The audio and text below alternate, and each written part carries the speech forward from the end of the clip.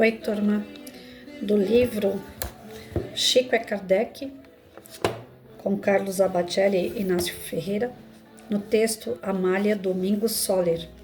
Amália Domingos Soler, sem dúvida, foi um dos maiores nomes femininos do movimento espírita em todos os tempos, tendo cumprido a abençoada missão na Terra na divulgação do espiritismo. Amália nasceu em Sevilha, na Espanha, em 1835, vindo a desencarnar em Barcelona em 29 de abril de 1909, um ano antes do nascimento de Francisco Cândido Xavier. Desde a infância, Amália lutou com problemas na visão, ficando completamente cega aos 8 de idade. Graças ao empenho de sua mãe, Amália, quando ficou cega, já tinha aprendido a ler, pois a genitora a alfabetizara dos 2 aos 5 anos de idade. O seu pai desencarnara antes de seu nascimento. Amália nunca se casou, embora a família muitas vezes a tenha pressionado a tanto, esperando que, com o seu casamento, a situação financeira precária viesse a ser amenizada. De mudança para Madrid, chegou a passar fome e recorria a diversas instituições de caridade para, pelo menos, ter o que comer. Certa noite, caminhando pelas ruas e pensando em colocar um fim à existência, Amália vê o espírito de sua mãe e então volta-se para a fé religiosa. De início, procura por Deus em uma igreja luterana. Era costureira, no entanto, com os olhos prejudicados, não conseguia, em sua profissão, ganhar o pão de cada dia. Na infância, havia obtido a melhora da visão com o auxílio de um farmacêutico, mas a melhora temporária, e não raro, ao caminhar, caía nas calçadas e ruas, ferindo-se inúmeras vezes. A cura definitiva de sua visão aconteceria com a intervenção do mundo espiritual, quando, sob o frio da noite, estando no casebre em que residia, Amália começou a ouvir vozes em prece, exorando: luz para Amália, luz para Amália. Conta ela mesma que, sem dar conta do que fazia, encaminhei-me para um espelho e, numa exclamação de júbilo e de assombro indescritível, ao ver meus olhos perfeitamente abertos como há muito não os podia ver, pois que sempre os tinha com as pálpebras caídas, o que me impossibilitava de ver. Tornou-se espírita e médium, tendo, através de um médium sonâmbulo chamado Eudaldo, recebido as páginas que compuseram o belíssimo Memórias do Padre Germano, responsável pela adesão do espiritismo de muitas pessoas. Por Eudaldo, o Padre Germano se lhe apresentava como sendo seu guia espiritual. O presidente da sociedade La Buena Nueva, um senhor de nome Luiz Laque, sabendo das dificuldades que Amália enfrentava para sobreviver, convidou-a para residir com sua família, a fim de que, com a sua capacidade de escrever, versejar e no campo da oratória espírita, pudesse se dedicar com mais afinco à causa. A fim de convencê-la, ele lhe disse: existe maior necessidade de escritoras espíritas do que de costureiras. Semelhante benefício, porém, lhe seria temporário. Além do livro Memórias do Padre Germano, outros, pela sua lavra incansável, inclusive nos periódicos da época, surgiram a lume, como os intitulados Te Perdono, Memórias de um Espírito, que, porém, ficaram conhecidos apenas como Perdoo-te e Ressurreição em Vida. Esse último, uma coletânea de diversos artigos seus. Aos 73 anos de idade, com graves problemas cardíacos e pulmonares, Amália, por fim, deixa o corpo após ter cumprido praticamente sozinha a sua espinhosa, mas abençoada missão em terras espanholas, nas quais o espiritismo ainda enfrentava muitas perseguições, porque foi em Barcelona, no dia 9 de outubro de 1861, que havia ocorrido o Auto de Fé, por ordem do bispo Antônio Palau Termes. Amália fora mais um espírito, tão somente mais um espírito que se valera do corpo que obtivera na terra para dar o seu contributo à terceira revelação. Há no mundo espiritual que indica que Amália teria sido a reencarnação do cego de Jericó, aquele mesmo que fora curado por Jesus, rogando-lhe: Senhor, que eu possa ver.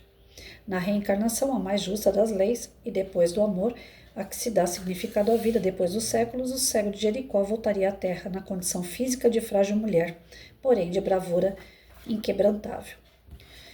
Eu estava vendo um vídeo esses dias dizendo assim: várias personalidades falando a respeito do Chico, do Kardec, de reencarnações, de, de médiums e personalidades que podem ter vindo como fulano de tal, como ciclano, como beltrano, né?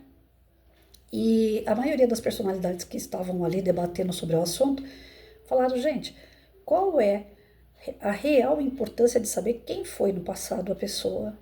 Qual para matar a curiosidade e satisfazendo essa curiosidade, ela vai se valer de quê? Então, assim, se a Amália foi ou não o cego de Jericó, o que isso realmente muda? O cego tem a passagem do cego, e que foi muito importante na época, para que desenvolvesse a fé nas pessoas, inclusive em Jesus. A Amália fez todo o trabalho que fez na Espanha, e ela se destacou perante esse personagem que ela vestiu. Então, qual a diferença de saber ou não se ela é ou não é? Eu tô fazendo esse tipo de pergunta e essa colocação porque quando eu assisti esse vídeo, que eu não me recordo o nome dele, sou péssima para guardar data e uma série de coisas, gente. Eu pego aquilo que me interessa, né?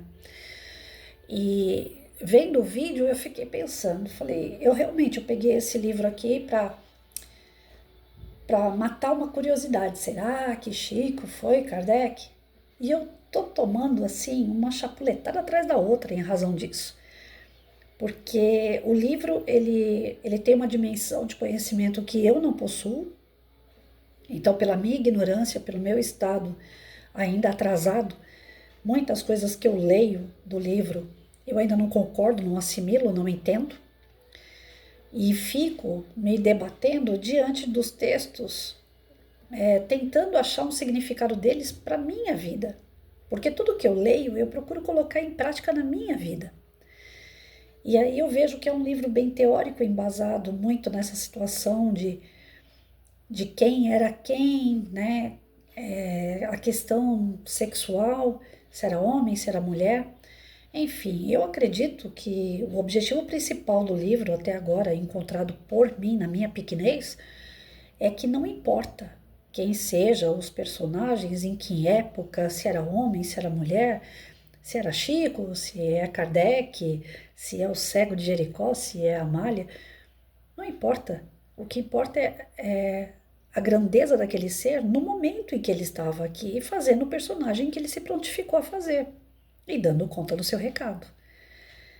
Então, eu creio que de tudo que eu estou lendo no livro até agora, o que eu estou pegando para mim, e em razão até mesmo desse vídeo que eu assisti, a curiosidade que eu tive é uma curiosidade boba, que cai por terra. Eu acredito que no final do livro, pelo menos no decorrer dele está aparecendo isso, o livro não tem a intenção de provar que Chico era Kardec. A impressão que está me dando durante o livro é que ele vai mexendo tanto com a gente que ele vai acabar fazendo lá no final o fechamento do tipo assim, qual é a importância se é ou se não é? Entenderam? Eu tô achando que nós vamos chegar nesse pé, ou eu que tô indo para esse pé também. Não sei, mas é um livrinho que mexe pra caramba, parece que não, mas ele mexe muito com a gente. Tem hora que eu tenho raiva daquilo que eu tô lendo.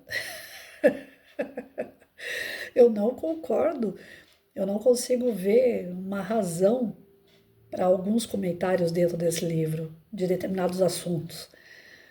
Então, assim, esse de hoje, eu creio que mais uma vez ele está indo de encontro com o que eu assisti nesse vídeo dessa semana. Pena que eu não gravei o nome do vídeo, onde várias personalidades falam a mesma coisa. Não me importa o personagem que determinado espírito está fazendo, porque ele vai passar por vários personagens, ele vai passar por várias passagens históricas nossas.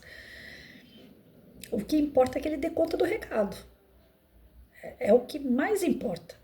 Não quem ele seja ou ele foi, mas que ele dê conta do recado. Os missionários, aqueles que não são missionários, que consigam resolver seus perrengues, mas sabe aquela coisa de alguém da família você olha e fala assim, será que essa pessoa realmente tem a ver comigo?